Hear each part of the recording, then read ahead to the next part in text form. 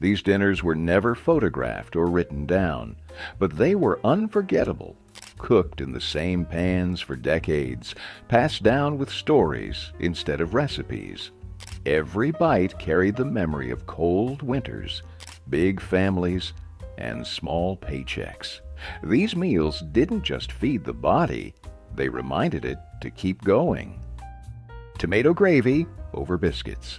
When there wasn't enough meat to make a real gravy, tomato gravy stepped in and saved the meal. You started with bacon grease or butter in a hot pan, stirred in a spoonful of flour until it browned, then poured in canned tomatoes, juice and all, until the whole mess thickened into something rich and bright red. A little salt, a lot of black pepper, maybe a pinch of sugar to take the edge off. Stirred slow and steady until it coated the spoon, thick but still loose enough to pour. Meanwhile, you pulled biscuits hot from the oven, or scraped together some quick ones from flour, fat, and hope, and split them wide open on the plate. The tomato gravy poured over the biscuits, soaking deep into the crumb, pooling around the edges. It wasn't dainty, it wasn't delicate, it was big, messy, and glorious, dripping down your fingers as you ate.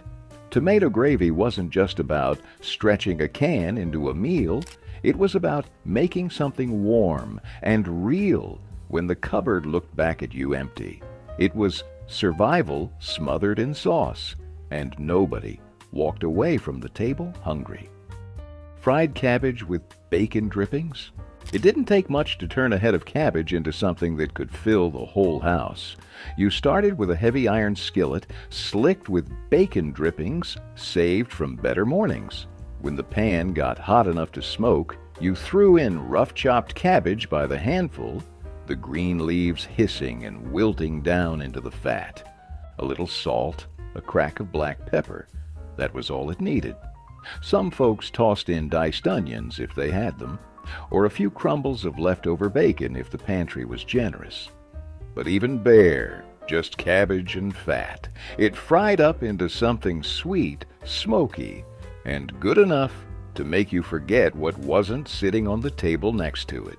Piled high on a plate with nothing but a piece of white bread to chase it down, fried cabbage wasn't just a side dish.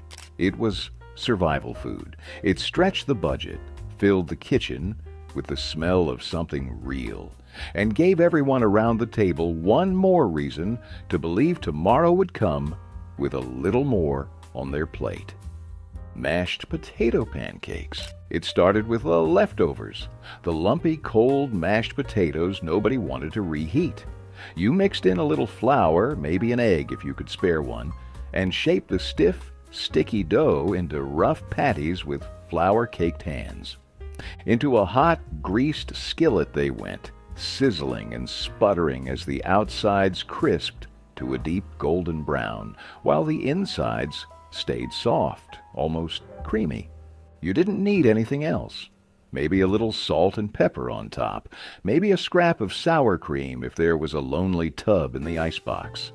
Most days it was just the pancakes themselves, stacked high on a chipped plate, steaming, salty, and ready to fill the hollow spot left by a long, hard day. Mashed potato pancakes were proof that a second-hand meal could still taste better than anything new. They were born from necessity, from stubbornness, from the refusal to waste even a spoonful of yesterday's dinner. And sometimes they tasted better than anything that had come fresh off the stove. Stuffed bell peppers with ground beef and rice. They looked fancy on the outside, but stuffed bell peppers were pure strategy underneath. Take a handful of ground beef, stretch it with a scoop of cooked rice, toss in some chopped onions, maybe a little tomato paste, if the can wasn't already scraped clean, and you had a meal built to last. You hollowed out big, fat bell peppers, green, red, whatever was cheapest, and packed them tight with the beef and rice mixture like edible suitcases. Some folks seasoned the filling with garlic powder, dried herbs, or just a heavy hand of salt and pepper. Into the baking dish they went, standing proud. A splash of broth or tomato sauce at the bottom kept them moist while they baked, bubbling and steaming until the peppers softened and the filling cooked through. They came out hot, hearty, and colorful enough to feel like you were eating something special. No side dishes needed. Every bite gave you meat, starch, and vegetable in one neat little package. Stuffed peppers weren't about saving time. They were about saving money and making sure nobody at the table noticed that pound of ground beef had been stretched across 6 plates instead of 3. Fried cornmeal. Mush with gravy. Cornmeal mush wasn't just breakfast. It was survival on a plate.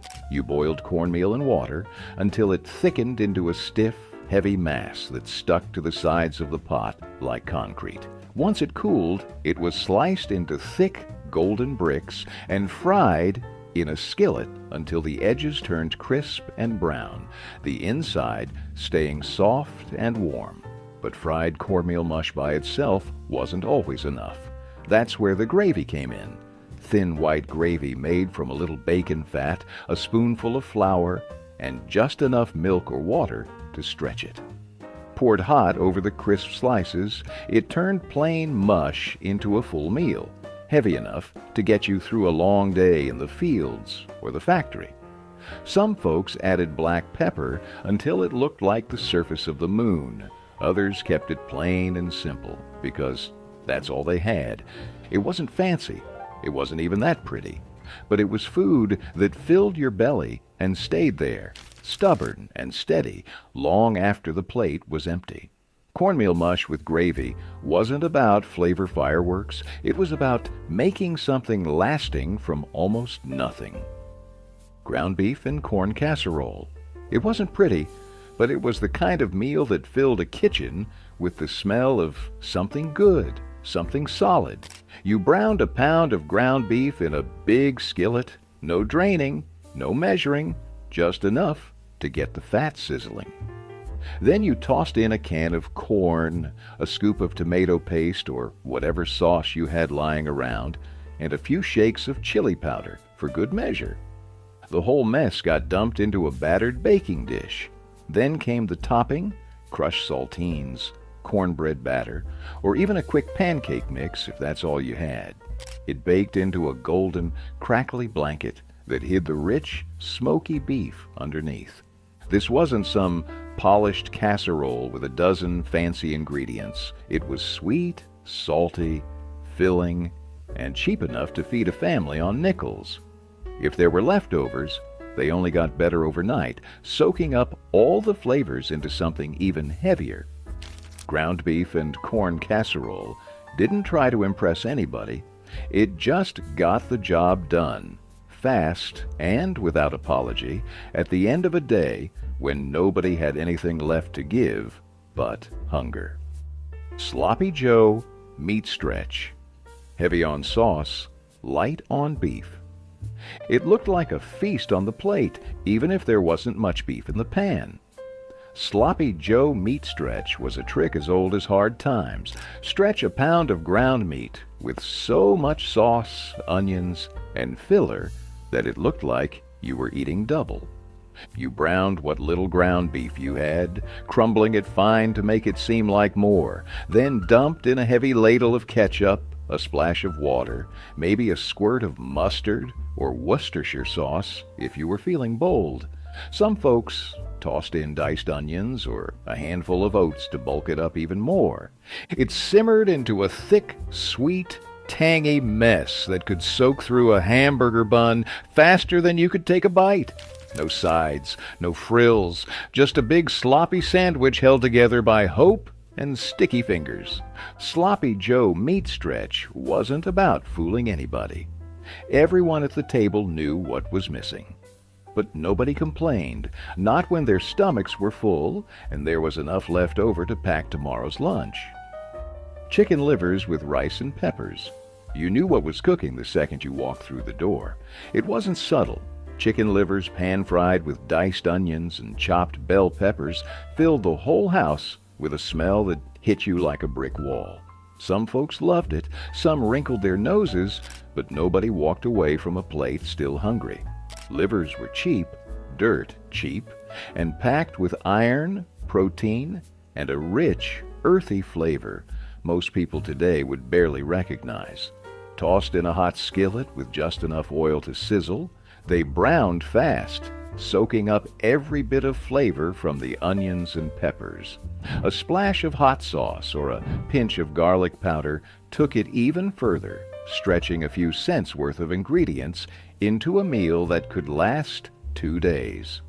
Rice was the great stretcher, piling high on the plate under a ladle of that sizzling liver and pepper mix. It filled your belly and left enough for a quick scoop into a lunch pail the next morning. In kitchens where every dollar mattered, chicken livers weren't a punishment.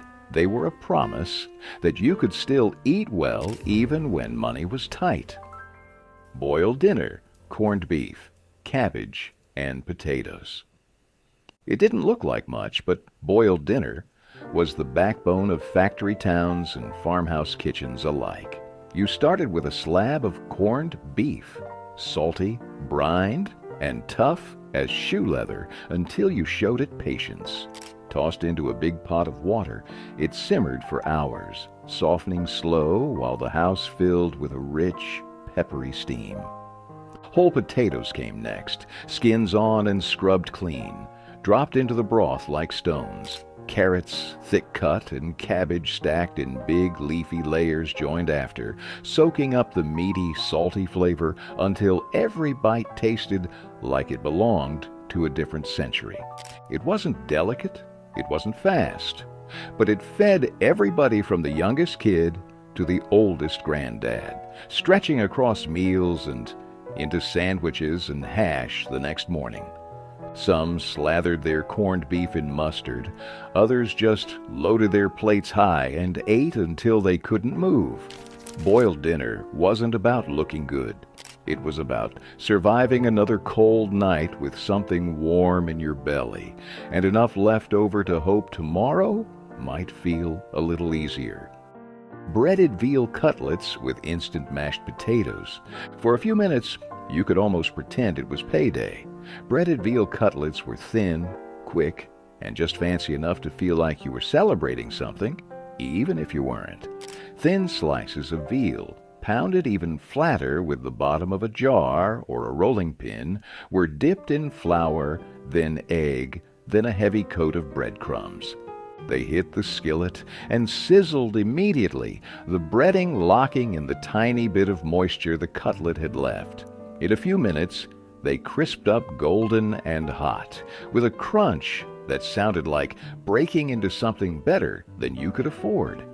Beside them, a scoop of instant mashed potatoes, stirred together with butter and hot water until they faked their way onto the plate like the real thing. A ladle of brown gravy if you had it, just a pat of butter if you didn't. The whole meal came together in 20 minutes flat, with just enough pomp to make a Tuesday night feel a little less desperate. Breaded veal cutlets weren't about luxury, they were about hope, fried golden, and served hot. Milk toast, bread, milk, butter. It doesn't get humbler than this. Milk toast was the meal of last resort, the thing you made when the cupboards were bare and the day had been too long for anything fancier. Thick slices of bread, toasted to golden at the edges, dropped into a shallow bowl and drowned in hot milk.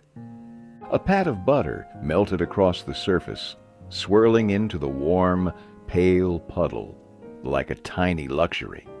Sometimes there was a sprinkle of sugar or cinnamon if there was a little extra to spare, but most nights it was just bread, milk, and the soft, quiet comfort of something filling your belly. It wasn't glamorous. It didn't try to be. Milk toast was what you ate when you were too tired to fight, too broke to pretend, and too stubborn to go to bed hungry. It filled you up in a way that had nothing to do with calories and everything to do with resilience. In the hardest seasons, Milk toast wasn't just dinner. It was a small act of hope, proof that even with almost nothing left, you could still find a way to put something warm on the table. Cabbage and noodles, haluski. It smelled like home before you even stepped through the door. Sweet onions frying low and slow in a big pool of bacon grease or butter, cabbage chopped rough and tossed into the skillet until it wilted down to half its size. Haluski wasn't just food. It was a promise that no matter how thin the pantry was, dinner would still happen. Boiled egg noodles got folded into the mix next, soft and slippery, soaking up every bit of the rich, buttery flavor left in the pan. Salt, pepper, and maybe a little garlic powder if you were lucky. That was all it needed. It didn't look like much. A big steaming heap of pale noodles and wilted cabbage, glistening and heavy. But it filled you up, kept you moving, and made sure no one left the table hungry. Haluski was the food of steel towns and coal camps, immigrant kitchens and farmhouse tables, where stretching a head of cabbage and a bag of noodles into a meal was just another part of surviving the week. It wasn't about impressing anyone. It was about keeping everyone standing. Braised rabbit with root vegetables.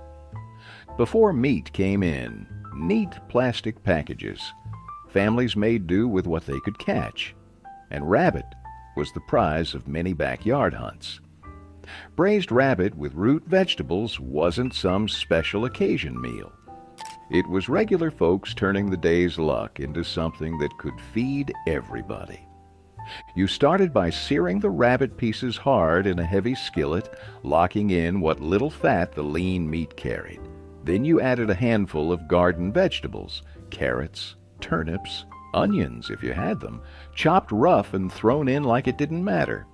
Everything got bathed in broth or just plain water, covered, and left to simmer low and steady until the rabbit turned tender and the vegetables surrendered their sweetness to the pot. The result wasn't flashy. It wasn't meant to be. It was earthy, hearty, and deeply honest. Food that tasted like survival and smelled like home. Braised rabbit with root vegetables wasn't about richness. It was about resourcefulness, patience, and that rare satisfaction of turning a good day's catch into a meal that could last until tomorrow. City chicken, mock chicken legs. It looked like a drumstick. It crunched like a drumstick, but there wasn't a lick of chicken in it.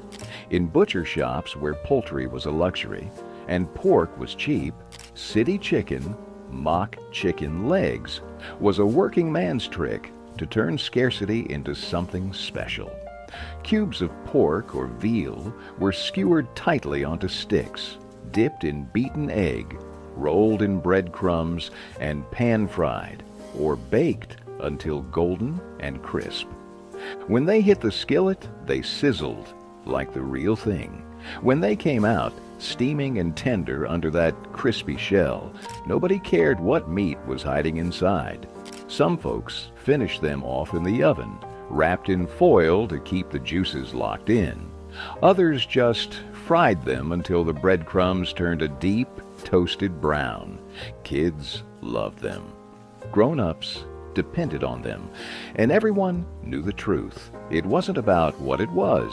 It was about what it tasted like, served alongside mashed potatoes, a scoop of gravy, or just eaten straight off the stick with your fingers.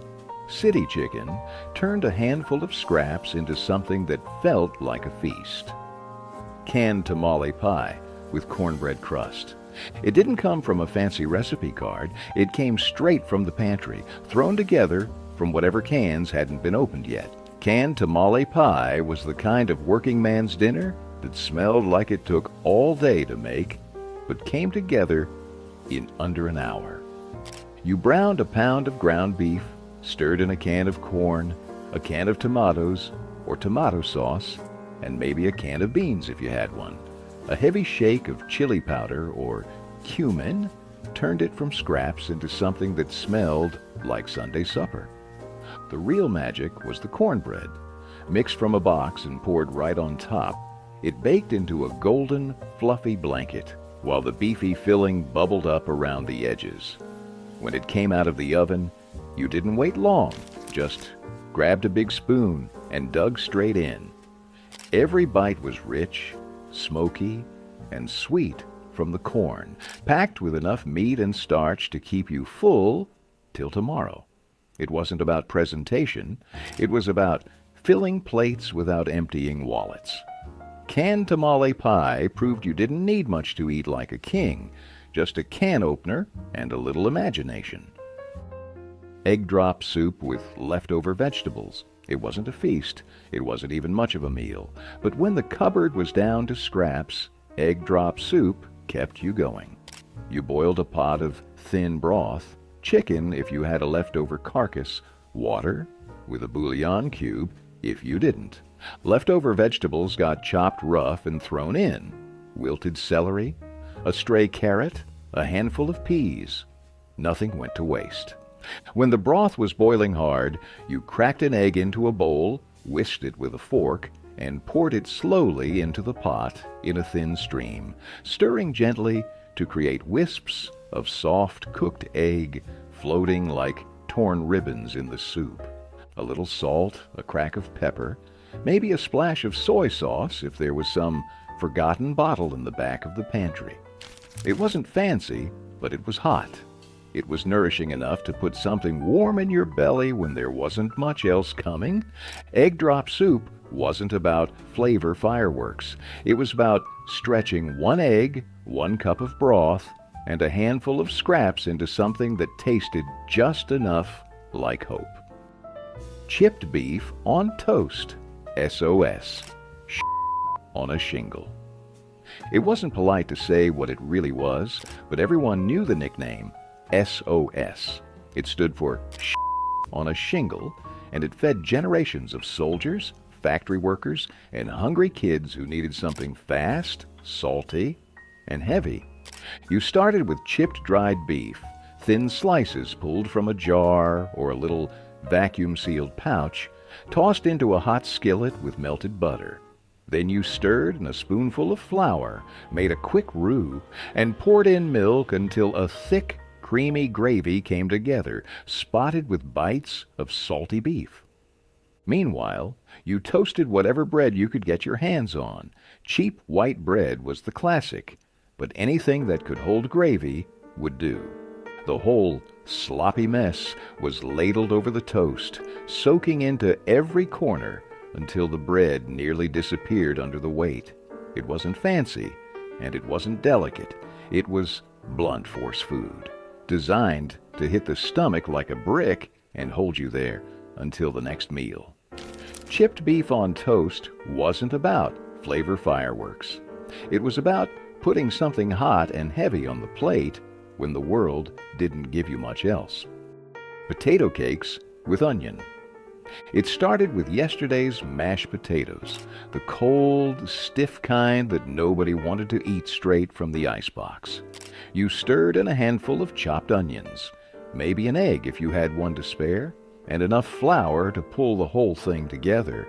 Then you shaped it rough by hand, no fancy cutters, and dropped the cakes straight onto a hot, greased skillet. The edges crisped and browned almost before you could flip them, the onions sizzling sweet into the batter and sending up a smell that filled every room. You didn't need toppings. You didn't need sides.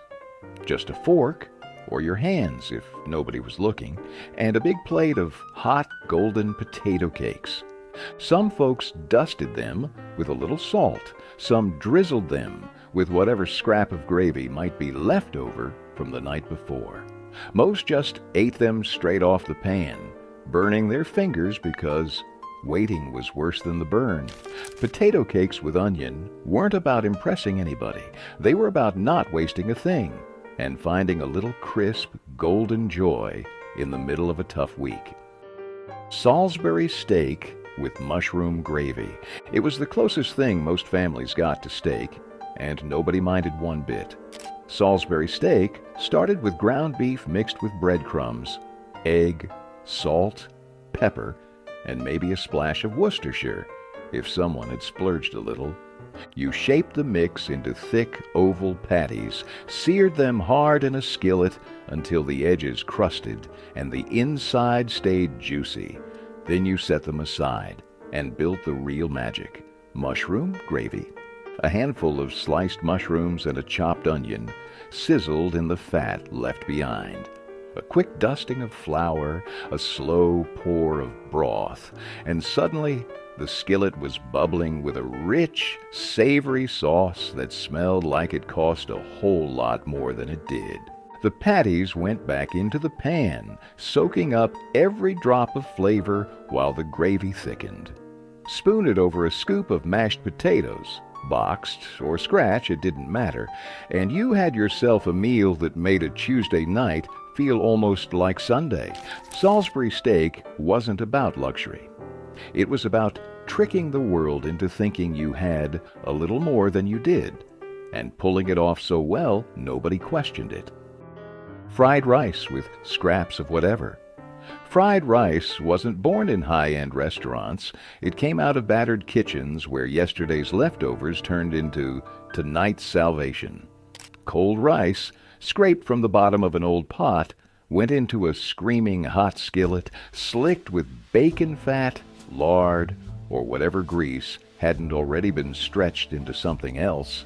Then came the scraps: slivers of onion, bits of scrambled egg, a handful of canned peas, a chunk of leftover ham, or sausage if you were lucky. No rules, no recipe, just whatever you could scavenge thrown into the pan and stirred hard and fast. A splash of soy sauce or a pinch of salt was enough to pull it all together, every grain coated in fat and flavor. Sometimes it came out crisp at the edges. Sometimes it was soft and steaming. Either way, it filled the plate, filled the house with the smell of something real, and filled the belly until tomorrow. Fried rice wasn't a plan. It was a rebellion against waste, proof that a little heat and a little hunger could turn scraps into something worth sitting down for. Blood gravy over biscuits. It sounds brutal, and it was, but back when nothing could be wasted, blood gravy was the kind of dinner that kept people standing. Fresh blood from pigs or cows was whisked into a hot skillet with a little flour, a splash of milk if there was any to spare, and a heavy hand of black pepper. It thickened quick into a dark, rich sauce that smelled stronger than anything you had ever tasted. Served ladled over biscuits, homemade if there was time, store-bought if there wasn't, blood gravy turned the scraps of the kitchen into a full, heavy meal. It wasn't fancy, and it sure wasn't delicate. It was iron-rich, packed with body, and it stuck to your ribs like it meant it. For folks living paycheck to paycheck, or not even that, it was a miracle in a pan. Some families seasoned it with sage or onion. Others kept it bare bones and let the richness speak for itself. It wasn't for picky eaters, but it filled the house with the smell of survival. Blood gravy didn't pretend to be pretty. It just did its job, and sometimes that's all a dinner needed to do. Macaroni and tomatoes with bacon grease. It was quick, dirty, and tasted like home. Macaroni and tomatoes with bacon grease was the kind of meal you made when payday was still too far away and the fridge was starting to echo. You boiled elbow macaroni just until tender, drained it, and then threw it straight into a hot skillet slicked with leftover bacon grease, if you had any. No bacon? No problem. The grease alone carried the smoky, savory flavor like a secret ingredient passed down in whispers. A can of tomatoes, juice and all, got dumped in next, simmering until the macaroni soaked up every drop. A little salt, a lot of black pepper, maybe a pinch of sugar to cut the acid if you were feeling generous. There were no sides, no fancy toppings, no garnish, just a deep bowl of smoky, tangy pasta that filled you up and didn't ask for much in return. It wasn't glamorous, it wasn't even particularly pretty, but it was fast, it was cheap, and it made sure there was something hot on the table at the end of a long, empty day. And sometimes that was more than enough. Bread and lard with salt. When times got mean, you learned to be meaner. Bread and lard wasn't a delicacy. It was necessity, straight from the hard days when hunger didn't wait for pride. You took a thick slice of stale bread, slathered it with cold lard, sometimes pure white, sometimes flecked with the golden bits of fat, and sprinkled a few grains of salt across the top like a dare. No cooking, no fuss, just bare, brutal eating. Bite by bite, the heavy fat melting into the bread, the salt kicking your tongue awake just long enough to remind you that you were still here, still standing. Some folks softened the lard with a little hot broth. Others toasted the bread if they had the firewood to spare, but most didn't bother. It wasn't about flavor, it wasn't even about satisfaction. It was about putting something, anything, into your stomach so you could face another day. Bread and lard wasn't a choice. It was a testament to survival. A stubborn meal from people too tough to quit when the world gave them nothing but crumbs. Fried salt pork with grits. You could smell it before you even walked in the door. Sharp, smoky, heavy, with the kind of salt that clung to your clothes long after the plates were cleared. Fried salt pork wasn't tender, and it wasn't trying to be. It was chewy, crisp-edged survival, the kind of meat you ate because there wasn't anything else left. Slices of salt pork, almost more fat than meat, hit the hot skillet and sizzled hard, curling up at the edges as the fat rendered out, leaving behind golden brown strips tough enough to make your jaw work for every bite. Beside it, a big pot of grits bubbled slow, just ground corn and water stretched into something thick enough to stand a spoon in. A little salt, maybe a pat of butter if the pantry was feeling generous, and the grits turned into the perfect bed for that salty meat. You didn't eat fried salt pork with grits for comfort. You ate it for survival, for stubbornness, for the simple, unvarnished fact that sometimes the world didn't hand you anything better, and you made it work anyway. Ham hocks and cabbage. You could smell it long before you saw the pot, a smoky, meaty scent that drifted down the block, slipping through windows and pulling you home. Ham hocks and cabbage didn't come from recipe books. They came from knowing how to turn cheap cuts into pure gold. Ham hocks, dirt cheap and loaded with flavor, were thrown into a pot with water and left to simmer low and slow. Cabbage came next, chopped into thick wedges and added just as the meat started to fall apart. The broth turned rich and smoky, the ham tender enough to nudge off the bone with a spoon, and the cabbage soaking up every last drop like it had been waiting for it all its life. Sometimes a few potatoes made it in, sometimes a handful of beans. But even on its own, this dish could stretch for days, ladled out into bowls, dunked with crusty bread, and savored till the last shred was gone. Ham hocks and cabbage didn't pretend to be anything fancy. It was a working man's dinner built on patience, thrift, and a deep understanding that the best meals are the ones you make out of almost nothing. Scalloped potatoes and onions. It didn't take a lot to make scalloped potatoes, but it did take patience and a little bit of hope. You sliced potatoes thin as you could get them without cutting your fingers, and layered them in a battered baking dish with onions, salt, and maybe a dusting of flour. Over the whole pile, you poured watered-down milk or, if you were lucky, a can of evaporated milk. Sometimes a knob of butter found its way in. Most times, it didn't. You covered it with foil, shoved it into the oven, and waited while the magic happened low and slow. the potatoes softened into creamy layers.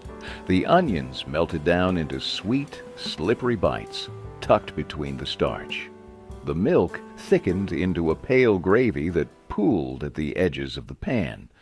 There wasn't any cheese, and nobody expected it.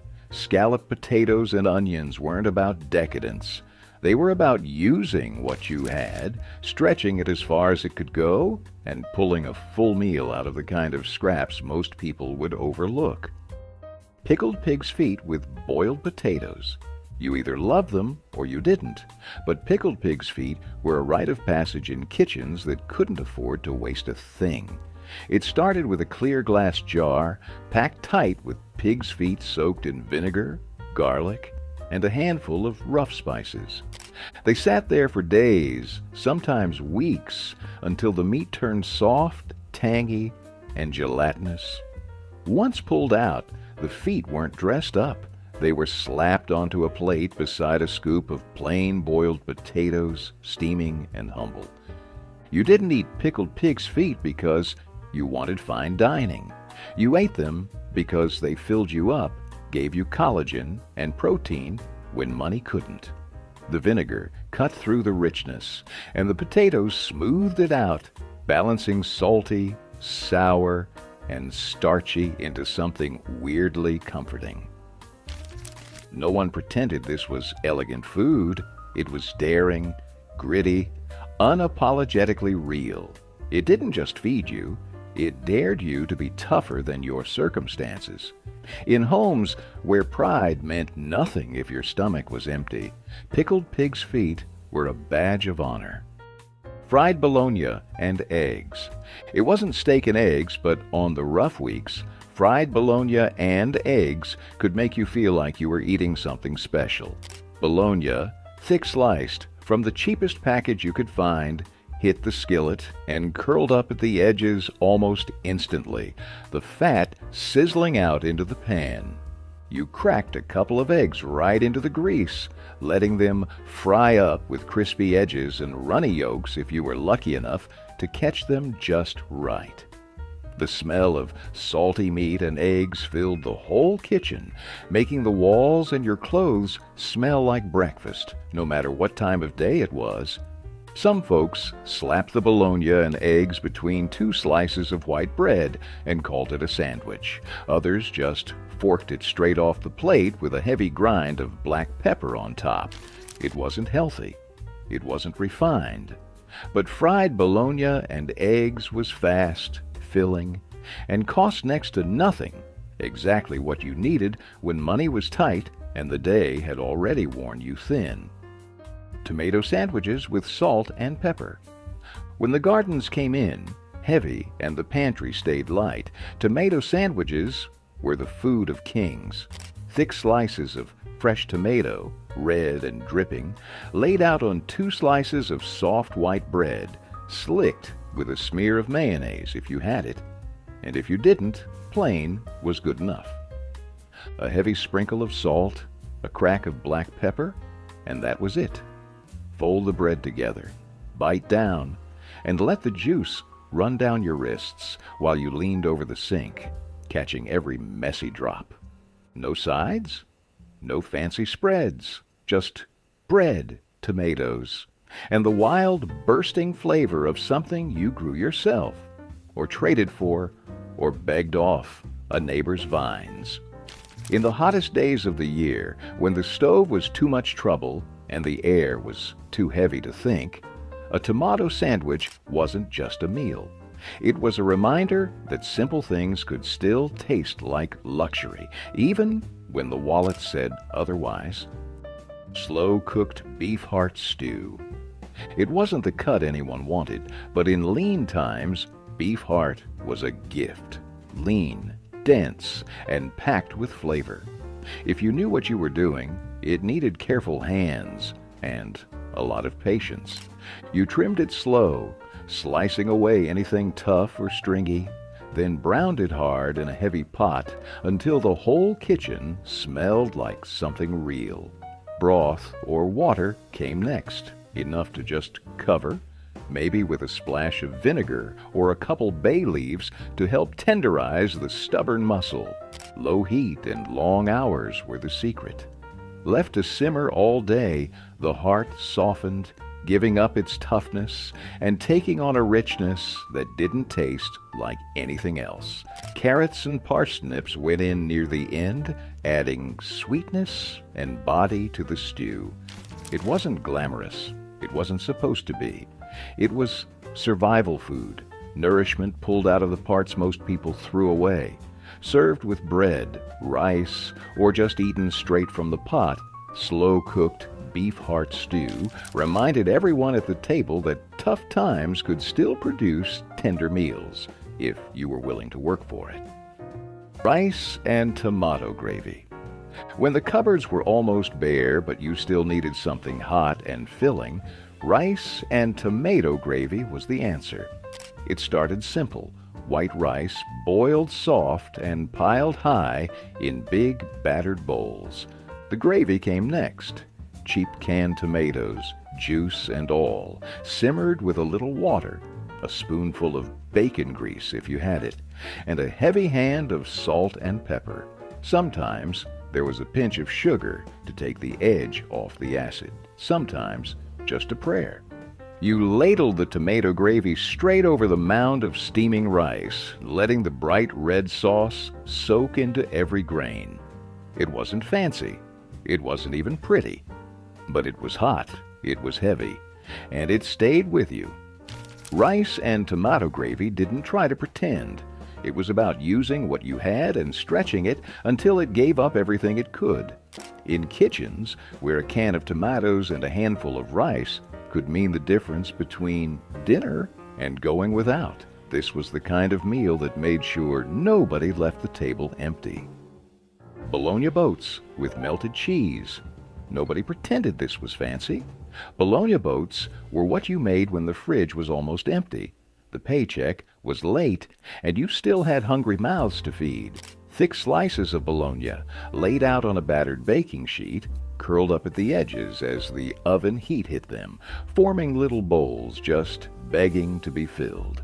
Into the middle went shredded cheese, whatever was on hand, cheddar, mozzarella, or even broken slices of American cheese. Some folks added a pinch of crushed saltines on top for a little crunch. Others left it simple and greasy. They baked until the bologna crisped at the edges and the cheese bubbled into little golden puddles. Pulling them out of the oven, the smell was pure childhood, a mix of salt, fat, and something that felt almost, but not quite, like indulgence. Served with canned green beans, a spoonful of coleslaw, or just grabbed 3 at a time straight off the pan, bologna boats were comfort food in its purest, scrappiest form. Nobody at the table cared about presentation. They just cared that dinner was hot, salty, and enough to fill them up. Baked bean sandwiches. You didn't need a steak when you had baked bean sandwiches, just a can of beans, a loaf of soft white bread, and the stubborn kind of hunger that made anything taste good. The beans, sweet, smoky, and sticky, got warmed in a pot if you had the time, straight from the can if you didn't.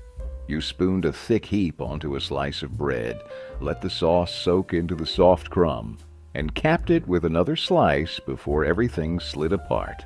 It wasn't neat, it wasn't fancy. Half the time, the sandwich collapsed before you got your second bite, but nobody cared. Hands and faces got messy. Plates caught drips and spills. The kitchen smelled like molasses and brown sugar. And if you closed your eyes, you could almost pretend you were eating something decadent. Baked bean sandwiches were about more than just calories. They were about making do, finding a little sweetness when the world didn't offer much, and laughing around a table held together more by hope than by wood. Potato soup with saltine crackers. It didn't get much simpler or more stubborn than potato soup. You peeled and chopped potatoes rough, boiled them with a little salt until they softened, then mashed them half-heartedly right there in the broth. A splash of milk if you had it, a pat of butter if you could spare it. Otherwise, just water and starch and the quiet satisfaction of knowing there'd be something hot in every bowl. Saltines sat in a chipped tin on the counter. You crushed them over the soup, letting them melt into the broth, thickening it just enough to feel heavy on the spoon. It wasn't gourmet. It wasn't even fancy enough to pretend, but it filled your belly, warmed your hands, and reminded you that even when the cupboards were thin, dinner still showed up if you worked for it. Bubble and Squeak fried leftover potatoes and vegetables. Nothing about it sounded elegant, and that was exactly the point.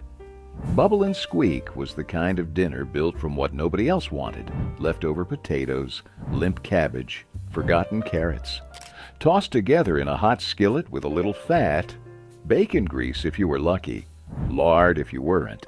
They fried until the edges crisped and the middle stayed soft.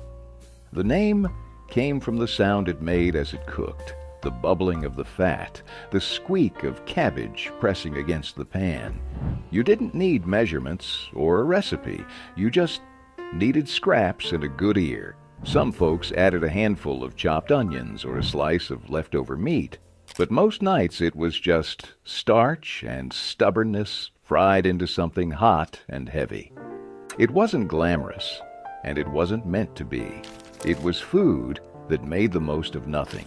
Food that filled the house with the smell of frying potatoes and gave tired families something to sit down to. In a time when leftovers weren't just common, they were expected, Bubble and Squeak made sure no bite was wasted and no stomach went empty. Onion soup made from broth and croutons. It didn't take much to make a meal when all you had was time and onions. Onion soup was born out of desperation, thin broth, tired bread, and the patience to turn scraps into something that filled a house with the smell of home. You sliced onions thin and fried them slow, caramelizing them until they turned sweet and golden in whatever fat you could scrape up. Then came the broth, maybe real, maybe just salted water with a pinch of something smoky, poured over the onions and left to simmer until it smelled like something better than it was. Old bread was cut into rough hunks, dried out and hardened, and dropped right into the bowls like heavy stones. The hot onion broth poured over the top, softening the bread, filling every crack with warmth and salt. It wasn't the kind of soup you wrote recipes for. It was the kind of soup you made when the weather turned mean and there wasn't anything left but grit and hope. Onion soup didn't save the day, but it made surviving it just a little easier. Oatmeal stretched meatloaf. When breadcrumbs ran out, or when every penny counted, oats stepped up. Oatmeal stretched meatloaf wasn't a compromise. It was a survival strategy, one that turned a single pound of ground beef into a meal big enough to feed a small army. You started with raw oats, dumped straight into the meat along with a cracked egg, a splash of milk, and a heavy pinch of salt and pepper. Maybe some chopped onions if you had them. The oats soaked up every drop of fat and flavor, binding the loaf together while adding a chew and heartiness that no breadcrumbs could match. Shaped into a pan, smeared with a thick layer of ketchup, and baked until the top caramelized into a sticky sweet crust, oatmeal meatloaf came out humble but mighty. It sliced thick and held together on the plate, served with canned green beans or mashed potatoes, whatever you had on hand. It wasn't fancy, but it was filling. It was dependable. And in a world that gave nothing away for free, oatmeal stretched meatloaf gave you just enough to keep fighting. Hamburger gravy over mashed potatoes. It wasn't pretty, and it wasn't supposed to be. Hamburger gravy over mashed potatoes was about getting food on the table fast, hot, and cheap. A skillet full of sizzling ground beef, browned until crumbly, was the foundation. You pushed the meat aside, stirred flour right into the fat, and poured in milk or water, stirring until it thickened into a creamy, salty gravy that smelled like home. Piled high over a mound of mashed potatoes, whether from scratch or straight out of a box, the gravy seeped into every crack and crevice, turning a simple plate into something rich and heavy. Frozen peas might make it onto the side if you had a few extra minutes. Otherwise, it was just meat, potatoes, and the kind of salty, savory bite that made you forget what you didn't have. It wasn't diner food, and it wasn't trying to be. It was Tuesday night food, end of the month food, the food that kept kids fed and parents sane. In homes where the grocery bill decided what kind of week you were going to have. Hamburger gravy was the difference between going without and going to bed full. Smothered pork chops with onion gravy. If there was ever a dinner that could make you forget how tight the week had been, it was smothered pork chops drowning in onion gravy. Thick bone-in chops hit the skillet with a hard sear, crisping up the fat and filling the kitchen with the kind of smell that pulled everyone to the table before you even called. Once the meat was browned and set aside, you built the real star of the show, the gravy. A spoonful of flour straight into the drippings, stirred until every last scrap lifted off the pan. Then came the sliced onions, cooked down until they were soft, golden, and almost sweet. A splash of broth loosened it all into a thick, silky sauce that smelled better than payday. The chops went back in, covered, and left to simmer low until they were fork tender and soaked with flavor. Served over white bread, mashed potatoes, or just straight from the pan, every bite was salty, rich, and dripping with memories. Smothered pork chops weren't about showing off. They were about showing up with everything you had. Oxtail stew with barley and carrots. It wasn't the kind of meat you bragged about, but in homes that knew how to make something out of nothing, oxtail was king. You started by browning the tough, bony pieces in a heavy pot until the kitchen filled with a deep, savory smell that meant dinner was happening. Onions, garlic, and rough-chopped carrots went in next, picking up all the brown bits left behind. A scoop of barley followed, heavy and reliable, and then enough broth to cover the whole mess. Then you waited. Hours, usually. Long enough for the oxtail to soften into tender, rich ribbons of meat. Long enough for the barley to thicken the broth into something closer to a meal than a soup. Some folks threw in a bay leaf or a splash of vinegar. Most just let it simmer and trusted the heat to work its magic. It wasn't fancy, it wasn't fast, but when you ladled that stew into a chipped bowl and tore off a hunk of bread to chase it down, it was everything. It fed you, it warmed you, and it made sure nothing, not even the scraps, went to waste. Cornbread stuffed peppers. No meat. You didn't need ground beef to make a pepper worth eating. When meat was too expensive or too scarce, cornbread did the heavy lifting. Cornbread stuffed peppers were a poor man's way of making dinner look like a Sunday feast, even when the pantry was nearly empty. You mixed up a simple cornbread batter, cornmeal, water, maybe a little milk or bacon grease if you had it. Into the batter went scraps of whatever you could find. Diced onions, a handful of canned corn, a sprinkle of cheese if someone had been lucky at the store.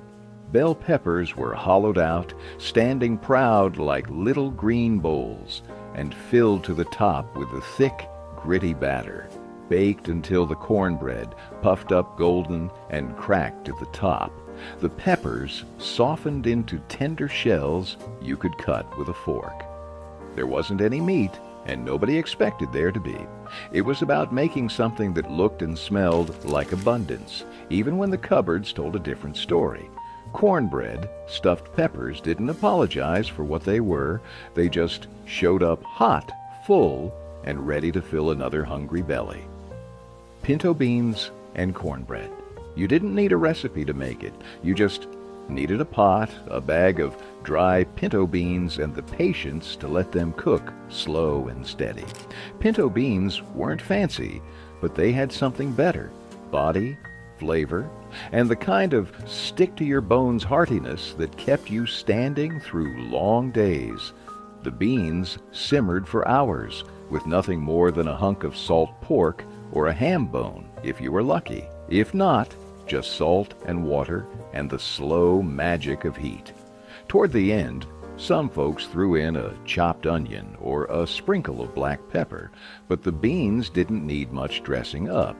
The real partner came out of the oven: hot cornbread, crumbly and golden, sometimes sweet, sometimes plain, depending on what your mama taught you. You tore off a chunk, piled beans high on top, and ate until the plate was clean. Pinto beans and cornbread wasn't just dinner. It was tradition, grit, and survival, all rolled into one bowl. It didn't make a fuss. It just made sure you were ready for tomorrow. Buttered noodles with cracked black pepper. Sometimes the best meals came from the bottom of the pantry and the last stick of butter. Buttered noodles with cracked black pepper were pure, simple magic for nights when dinner needed to happen fast and cheap. You boiled egg noodles or spaghetti, whatever you could find, until just tender, drained them, and dropped in a fat slab of butter while the steam was still rising. Tossed and tumbled in the pot, the noodles turned glossy and rich, soaking up every drop. Then came the black pepper, cracked fresh if you had it, shaken from a battered tin if you didn't, scattered over the noodles like confetti.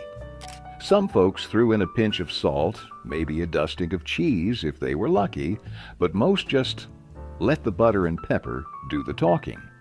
It wasn't hearty, it wasn't heavy, but it was warm, filling, and good enough to make a long day feel a little softer. Buttered noodles didn't try to impress anyone. They just made sure you got from one day to the next, one bowl at a time. Cornbread and buttermilk soup. When the cupboard was bare and there wasn't even a pot to boil, cornbread and buttermilk soup came to the rescue. It wasn't really a soup, not in the way you'd think. It was a rough, gritty answer to hunger, built on scraps and handed down like a secret handshake between the hard luck and the hungry.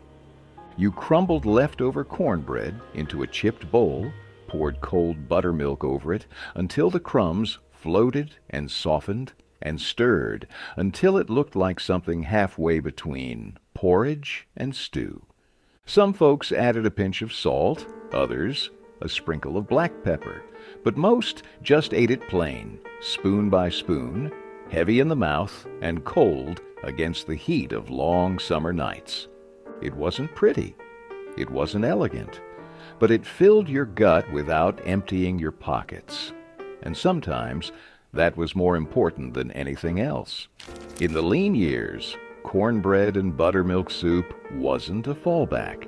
It was a lifeline built out of nothing but grit and the stubborn refusal to go hungry. Spam and rice skillet. When meat prices spiked and grocery shelves started to thin, Spam was the hero nobody expected. Spam and rice skillet was a Depression-born classic that never apologized for being what it was: salty, fatty, and just enough to fill a plate when little else could. You cubed up a can of Spam into rough chunks, browned them in a screaming hot skillet until the edges got crisp and caramelized, then tossed in a mound of cooked white rice. Some folks added frozen peas or a few shreds of cabbage if they had them, but most nights it was just meat, rice, and maybe a splash of soy sauce or black pepper. The fat from the Spam slicked every grain of rice in flavor, turning what should have been bland into something smoky and rich. It was fast, heavy, and comforting in a way you didn't question. Spam and rice skillet wasn't about health or presentation. It was about survival. about making a single can stretch across dinner and tomorrow's lunch. It wasn't supposed to be pretty. It was supposed to keep you standing, and it did. Liver and onions with fried potatoes. The smell hit you first. Sharp, rich, and heavy, in a way that filled the whole house and clung to your clothes. Liver and onions wasn't for everyone, but for those who grew up with it, it meant one thing: a real meal was coming. Thin slices of beef liver were dredged in flour and seared in a hot skillet until just browned on the outside, but still tender in the middle. Meanwhile, onions fried alongside, turning soft, sweet, and golden as they picked up every bit of flavor left in the pan. Fried potatoes, chunked rough and crisped in the same fat, rounded out the plate, soaking up the juices and giving every bite some weight. Salt and pepper were about the only seasonings you needed. Maybe a splash of vinegar if you were feeling fancy. It wasn't a meal you made for show. It was bold, unapologetic, and packed with enough iron and heft to keep a man working from sunup to sundown. Liver and onions with fried potatoes was proof that sometimes the toughest cuts of meat made the most unforgettable meals.